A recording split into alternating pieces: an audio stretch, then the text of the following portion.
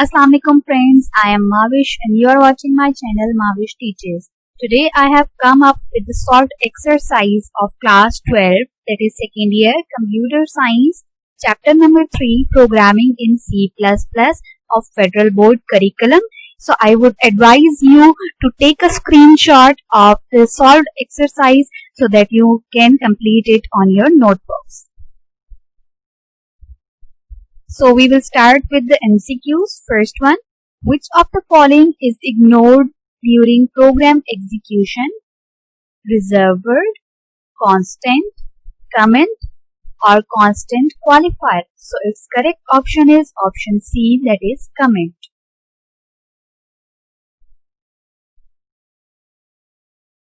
Second one, what is the range of unsigned short integer? So its correct option is option D, that is 0 up to 65,535. Third one, in C++ the expression sum is equals to sum plus n can also be written as, its correct option is option A, that is sum plus is equals to n. Fourth one, which of the following is equal to operator? So its correct option is option B, that is double equal sign is known as equal to operator in C++ programming. Fifth one, which of the following is an arithmetic operator? So its correct option is option B, that is this percentage or modulo or remainder operator is an arithmetic operator. Sixth one, which of the following operators is used to form compound condition? Arithmetic operator, assignment operator, relational operator, or logical operator? So its correct option is option D, that is logical operator. Seventh one, the number of bytes reserved for a variable of data type float is 2, 4, 6, or 8. So its correct option is option D, that is 4 bytes. 8. How cursor is moved to the next tabular position for printing data? By using reserved word, by using manipulator, by using escape sequence, or by using header file? So its correct option is option C, by using escape sequence. And that's it for the MCQs. Now we are going to start the short question answers, and I would remind you to take a screenshot of each answer so that you can complete your notes. First one, define reserved words and give 3 examples. So first of all, we will define reserved words. So put a heading of reserved words. Reserved words are special words which are reserved by a programming language for specific purpose in program. These cannot be used as a variable names. All the reserved words are written in lowercase letters. There are about 80 reserved words in C++. Now we will attempt its second part, that is about examples. So put a heading of examples. Some examples of reserved words of C++ are if, else, for, void, break, while, case, char, or, include, main, int, and float, etc. That's it for question number 1.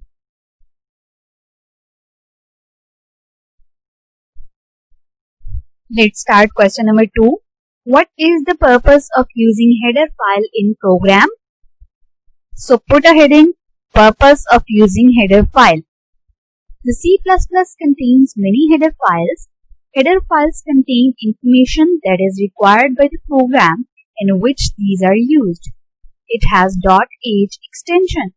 The effect of header file is to copy all the contents of header file into program and make them available for use. Some examples of header files are iostream.h, onio.h, and math.h. And that's it for question number 2. So now we have a question number 3. that is state whether the following variable names are valid or invalid. Also state the reason for invalid variable names. First one is A123. It's a valid variable name. Second one, underscore ABCD. It's also a valid variable name. Third one, 5HTNL. It is invalid variable name because any number from 0 to 9 is not allowed at the beginning of the variable name. Fourth one, F3SS2. It is a valid variable name. Fifth one, TOT.AL. It is invalid because full stop is a special character and not allowed for assigning variable name.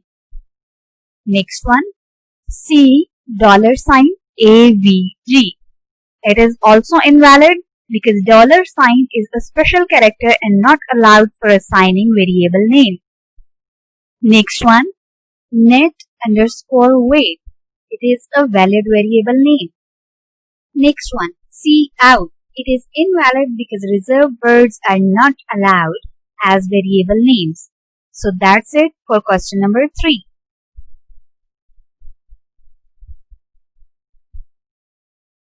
So let's start question number 4. Why escape sequence is used? Give 3 examples with explanation. So first of all, we will explain why escape sequences are used. Escape sequences are special characters used to control the output look on output devices. These are called escape sequences because the backslash causes an escape from the normal way characters are interpreted in C++ programming language. Now we will give some examples of escape sequences.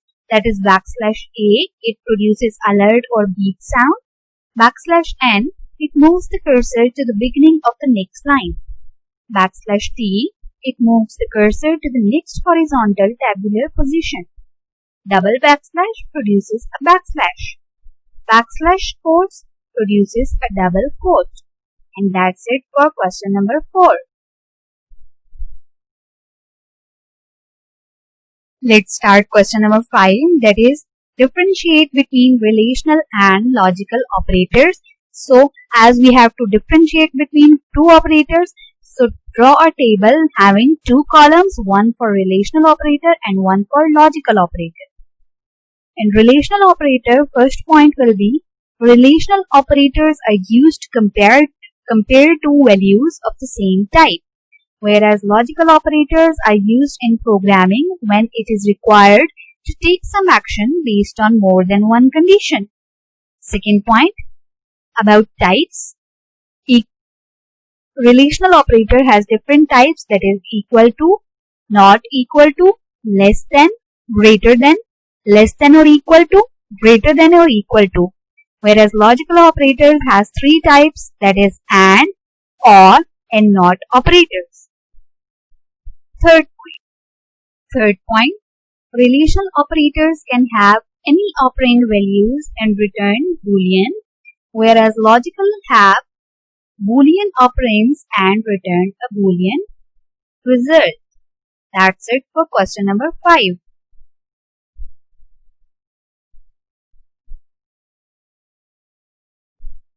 Let's start question number 6.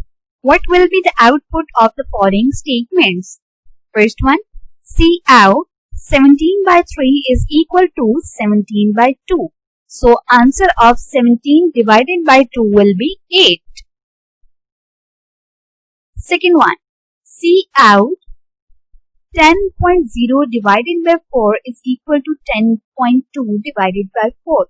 So when we solve this calculation, 10.2 divided by 4, the result will be 2.55. Third one, cout 40 divided by 5, remainder 3 into 7 is equal to, the answer will be 14. So that's it for question number 6. Let's start question number 7. Evaluate the following integer expressions. First one, 3 plus 4 into 5. So first of all, 4 into 5 is equals to 20. Plus 3, answer will be 23. 3. Next one, 4 into 5 divided by 10 plus 8. So first of all, 4 into 5 will be multiplied. 20 divided by 10 plus 8. 20 divided by 10 will result in the answer 2, and 2 plus 8 will result in the answer 10. Next one, 3 into 2 plus 7 into 4. So first of all, the multiplication operation within the parentheses or brackets will be solved. 7 plus 4 is equals to 28. 28 plus 2 is equals to 30. And 3 into 30 is equals to 90. Next one, 20 minus 2 divided by 6 into plus 3. So first of all, 2 divided by 6 will be solved. That will result in 0, as 2 and 6 both are integers. So the result will be also an integer, that is 0. 20 minus 0 plus 3, and the answer will be 23.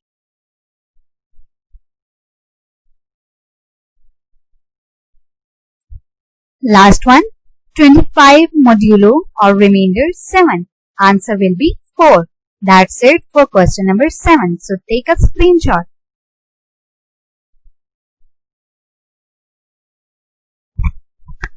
Let's start question number 8. Evaluate the following expressions that have integer and floating point data types. First one, 10.0 plus 15 divided by 2 plus 4.3. So first of all, this division operation will be performed, that is 15 divided by 2. So keep it in mind that as 15 and 2 both are integers, so its result will also be an integer value, that is 7. So now 10.0 plus 7 plus 4.3 will be equal to 21.3. Next one, 10.0 plus 15.0 divided by 2 plus 4.3.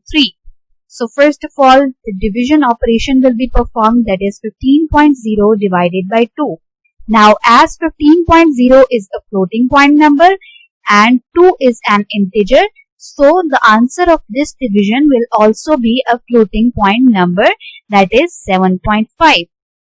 Now we will add 10.0 plus 7.5 plus 4.3 and the answer will be 21.8. Next one, 4 divided by 6 into 3.0 plus 6. First of all, the division of two integer numbers, that is 4 and 6 will be performed. And as both of these numbers are integer, the result will also be an integer, that is 0. Now 0 into 3 plus 6. 0 into 3 is equals to 0 and 0 plus 6 is equals to 6. And that's it for question number 8. So take a screenshot.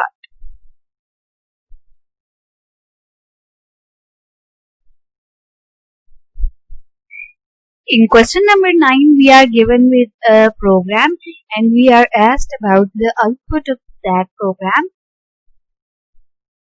The program is about integer number 1, number 2 in total. Number 1 is 13, number 2 is 20 and total will come by adding number 1 and number 2. See out the total of num1 and num2 is total. So its output will be total of 13, that is number 1, and 20, that is number 2, is 33. That's it for question number 9.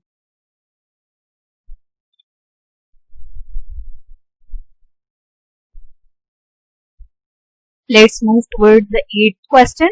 What will be the output of the following program? We are again given with a program. Integer n is equals to 10.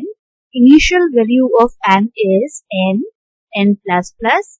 Initial value of n is now n plus plus, n plus plus. The value of n is now n minus minus. The value of n is now n. So its output will be the initial value of n is 10. The value of n is now 11. The value of n is now 13. And the value of n is now 12. That's it for question number 8. So take a screenshot.